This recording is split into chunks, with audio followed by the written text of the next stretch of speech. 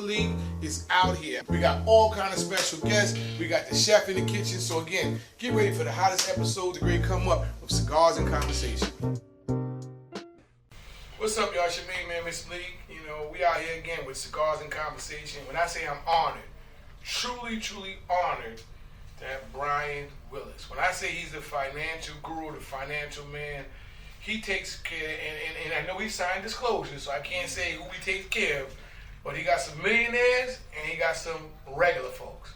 I like how he can talk to regular people. So I got him here today, ladies and gentlemen, my man, Brian Willis. Man, I appreciate you, brother. I appreciate Matter of fact, can we start off with a toast? Yes, Let's toast to financial prosperity for everyone. Everyone. That's Absolutely. right. It says, beloved above all, I wish that you prosper, even as your soul prospers.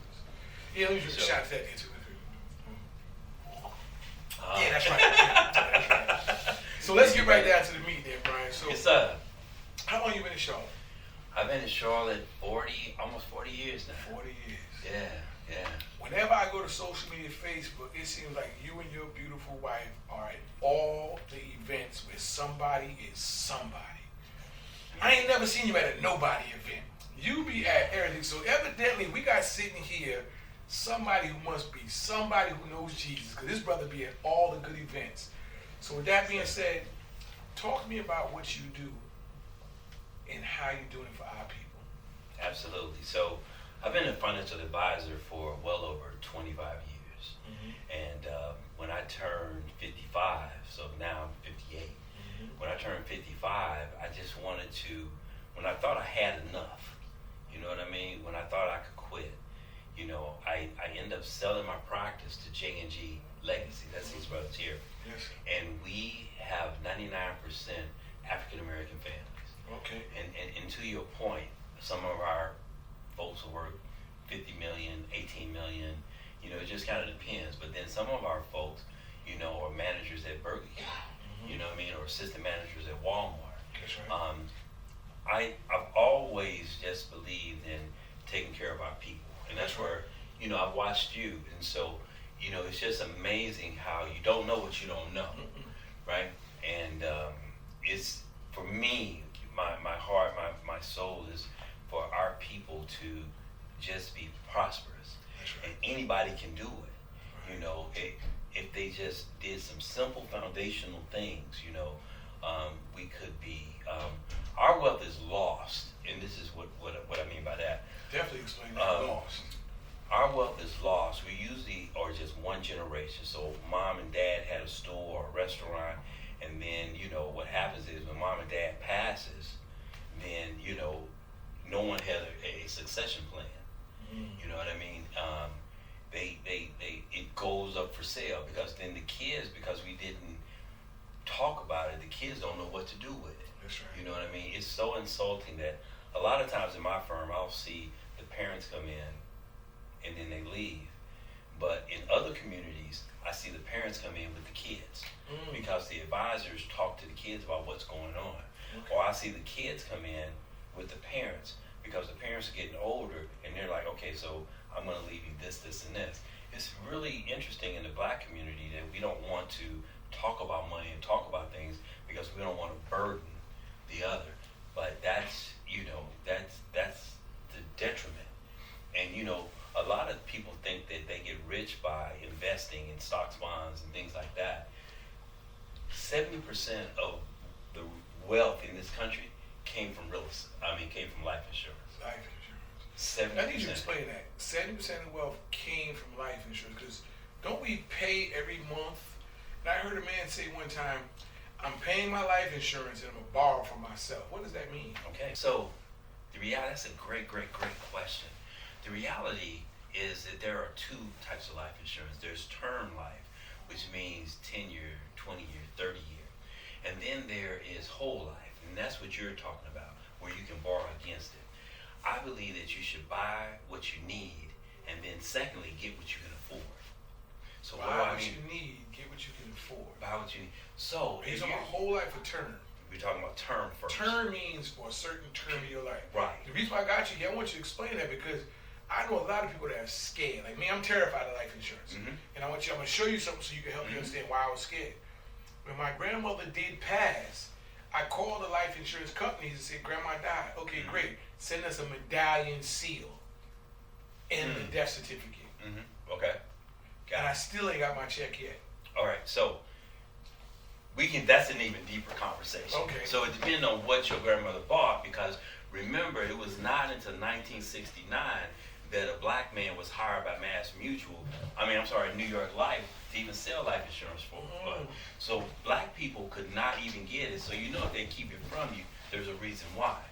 And this is how North Carolina Mutual and Atlanta Mutual and those Birmingham Mutual, that's how those life insurance companies became so large. Wow. So back in the community in the 70s and in the 80s, black insurance companies were the number one because we were the only ones that would sell to us. It was like door-to-door sales. It was door-to-door sales, right. So, but now it's kind of even, because once the majority found out how much money is in the community, then they started selling.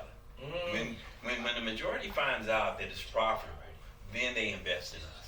But they keep saying selling. When do people get to collect? Okay, so let's talk about it. We frying fish to bury our grandmama. Yeah, unfortunately. Go ahead. Unfortunately. So, first is the term, and you want to buy from a good company. You don't want to necessarily buy. It's just like a car, right?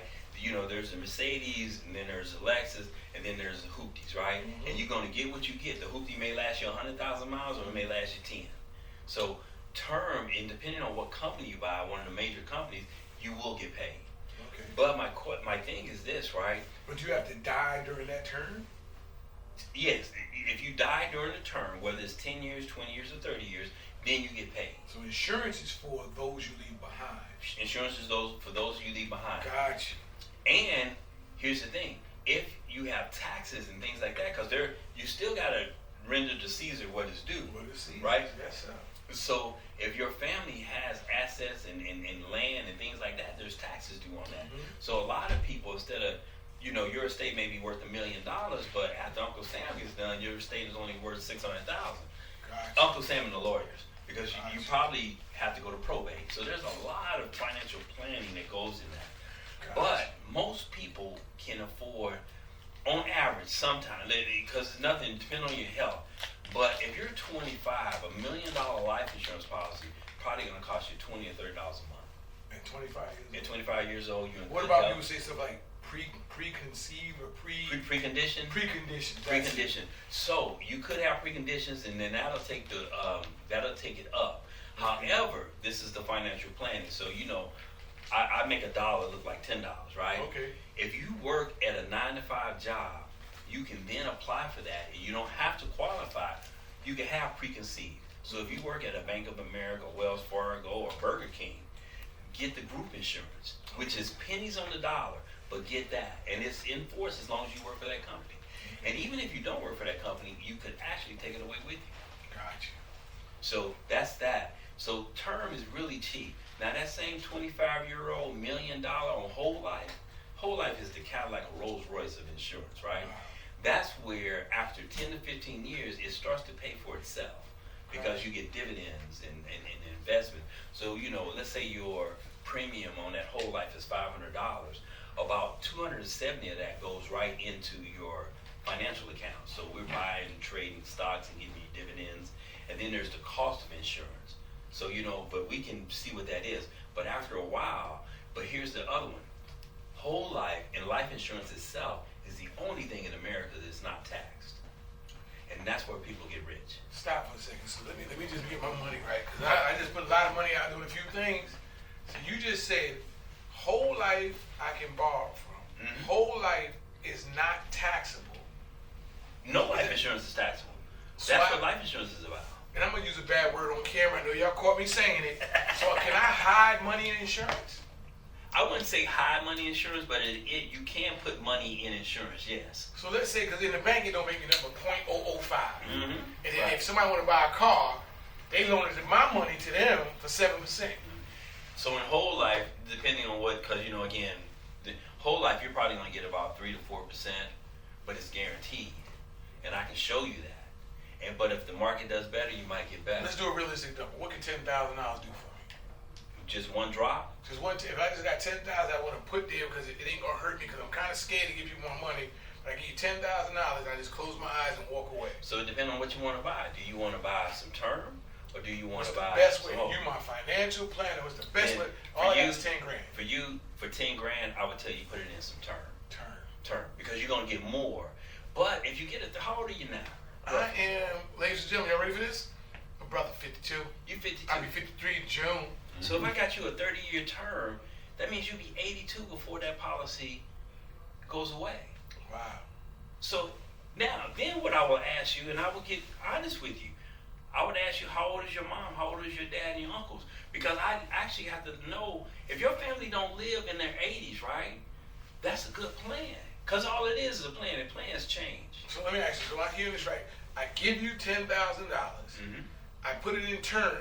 Will I ever see my 10 grand again? Can I get it back? No, you don't get it back. It's gone. It's just like car insurance. You don't see your money back. Gotcha. You know what I mean? Within the day I gave it to you, it's good for, let's say, a 20-year term.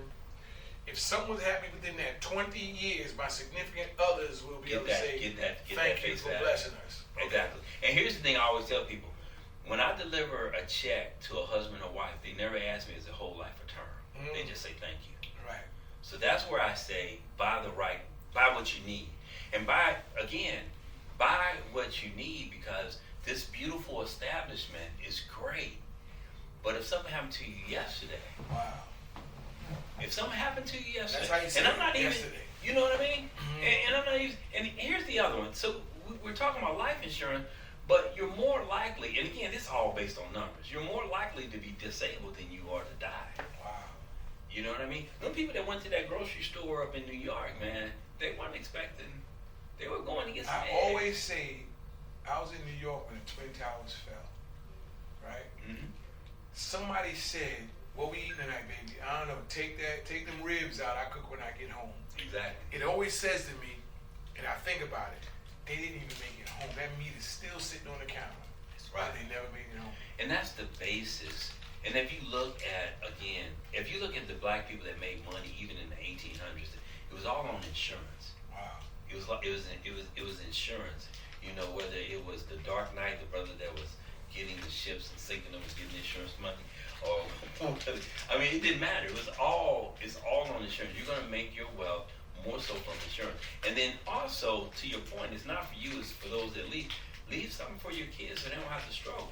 Okay. You know, your kids will start a business. Your kids will pay for their school. They want to be a doctor or lawyer. But leave something so that they don't have to struggle. There was an article I just sent you. What America doesn't know is 52% of black families in this country have life insurance. 52. 52%.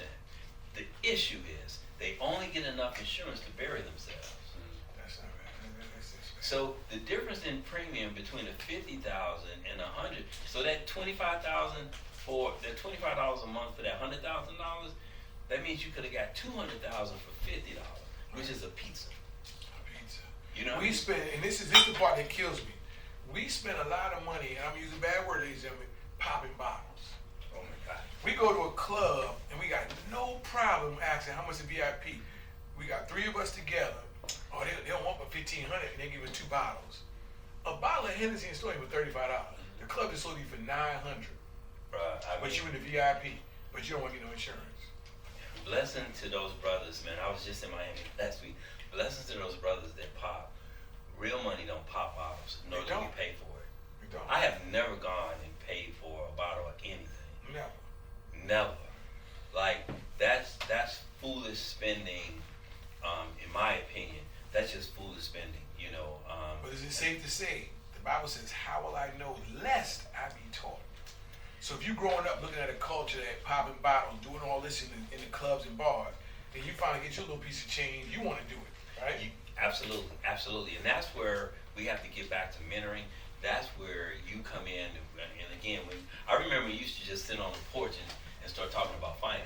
Yes, You know what I mean? Like, I remember when you started the real estate piece, Yes, and sir. you started putting people in homes. Like, I don't understand rental. You know, that's the second way that African American families made money was into real estate. You know, because you get it. You know, again, God ain't building no more land. So you get that land, you get that house, and you got equity.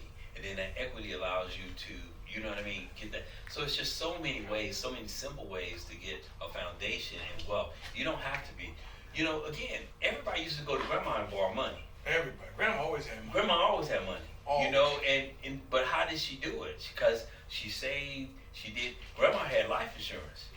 You know, and what I tell also families with the kids that are wilding out, you know, you got a son or a daughter that's wilding out, get a life insurance policy on them. You know, like my you know, I got a family member. I got 2 family members that I know if she passes or he passes, that they're gonna call me. Gotcha. So I got life insurance. Gotcha. You know, because I don't always have 10 grand just to bury you, because I'm mad that you ain't have life insurance already. Now I gotta spend 10 grand. So again, that's what you should do. Or here's another one that I always encourage. This is what I see in other cultures. Other cultures will go in, so it's 3 or 4 brothers and sisters, they have good jobs. They go in and buy a $2 million life insurance policy on their parents. They each split that premium up 4 ways. We want our parents to live until they're 110, but when mom and dad passes, all of them get $500,000. Wow. Did y'all catch that?